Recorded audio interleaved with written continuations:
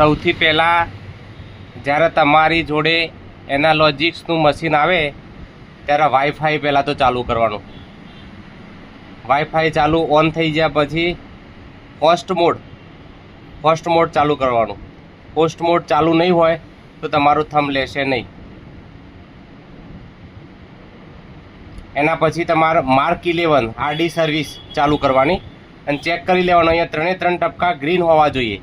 જો ગ્રીન નહીં હોય તો તમારો થંબ લેશે નહીં. એટલે આ સૌથી પહેલાં ચેક કરી લેવાનું.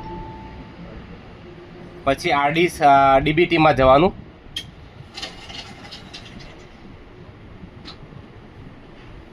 ડીબીટી ઓપન થાય એટલે સૌથી પહેલાં લેંગ્વેજ તમને જે યોગ્ય લાગે લેંગ્વેજ સિલેક્ટ કરવી. પછી નેક્સ્ટ આપવું. પછી આઈડી લખવાનું, રિટેલર આઈડી 3962